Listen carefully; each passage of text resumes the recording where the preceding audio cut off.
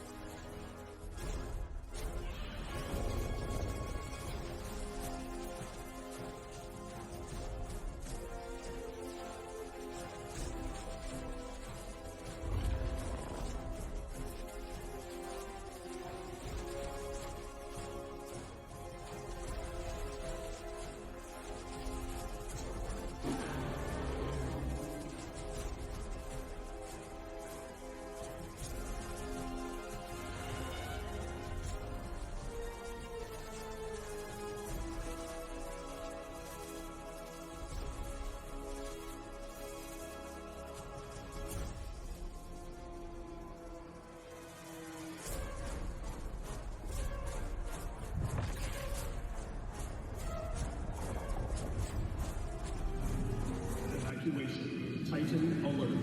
Get out of the building now. This is not a drill.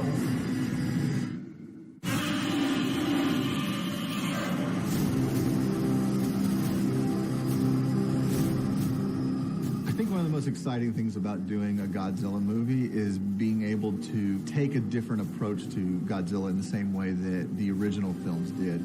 The legendary approach has always been sort of that Godzilla's a good guy. You know, he's misunderstood, but he's a good guy. He sort of is this benevolent protector of the Earth. And we're kind of flipping the world around and saying now a world where Godzilla has seemingly turned his back on humanity and is acting recklessly. The massive Titan, once thought to be a hero to humanity, made landfall in Pensacola, Florida. This film starts after 3 years since the last encounter with the Titans. And Godzilla is on the rampage again. Why, we don't know.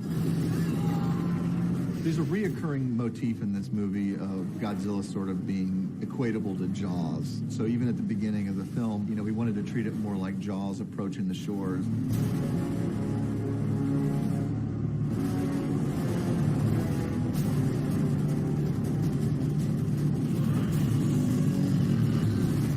My absolute favorite thing that I was always looking forward to in the movies was Godzilla using his breath. I just thought that was the coolest thing every time you got to see it. And so I ended up pushing that a lot in this movie.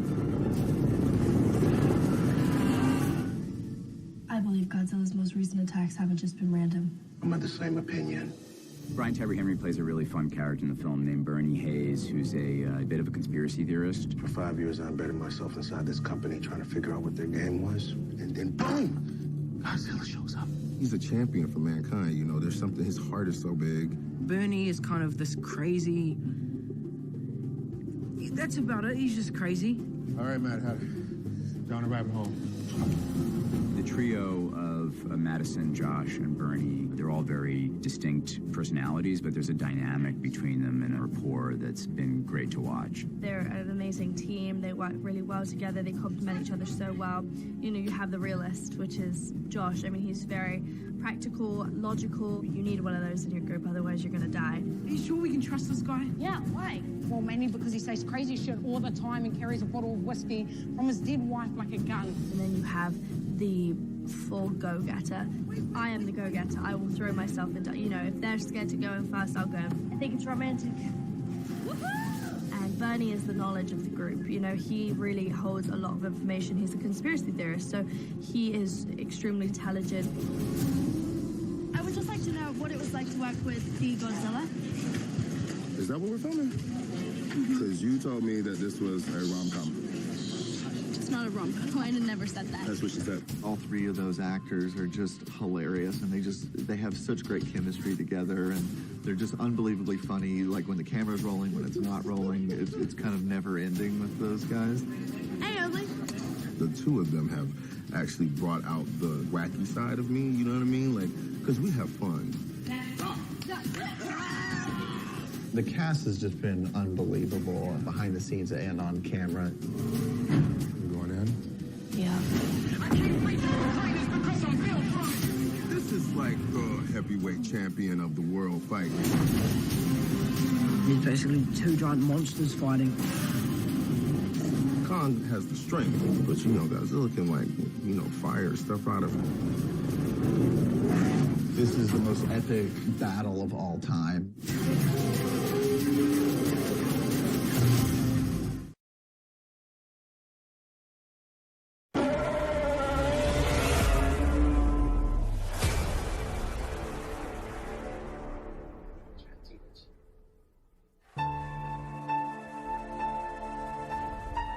Our version of Kong is a lonelier, older character.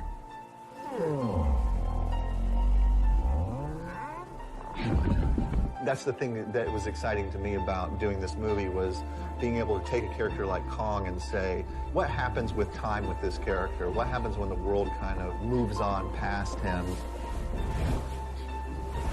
It's 30-odd years later. Adam wanted to introduce a bigger, older Kong, someone who was sort of street-worn. He's been in a few brawls, I guess, with skull crawlers and other creatures that live on Skull Island.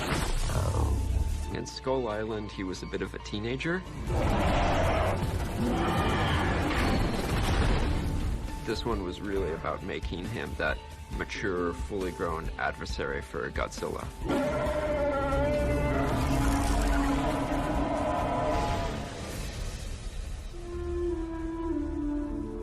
Kong classically is always a character who's kind of a romantic type. He always falls in love with the pretty blonde. And in this case, it kind of felt more like what Kong needed wasn't a love interest. He needed sort of a family. And so that's kind of where Gia comes in, is that, you know, Kong's a lonely character, Gia's a lonely character, and they really find each other. There's a real kinship between Gia and Kong that we begin to discover over the course of the film. They both feel like outsiders.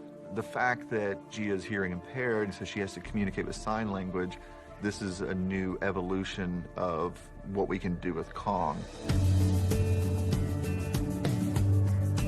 Finding the right girl to play Gia was an incredible challenge. She's a young, hearing-impaired Iwi girl, and we had to look outside of the traditional channels to find her. And Kaylee Hoddle, who we're very fortunate to have cast in the film, had never been in a film before, and Sarah Finn, our casting director, was able to locate her, and the moment we met her, we knew she was the right girl for the part. Kaylee, who's a newcomer, you know, she's a deaf actress, and she's probably the most professional actor I've ever worked with in a weird way. It's really bizarre.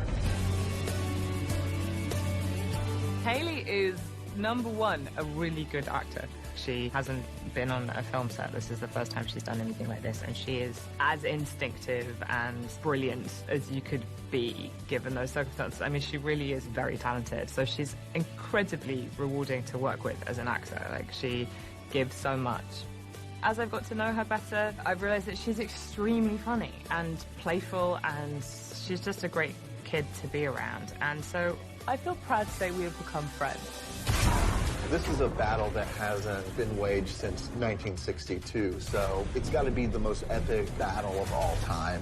Two of these classic monsters are going head to head. That's really so exciting. This has to be the definitive answer to the question, who wins, Godzilla or Kong?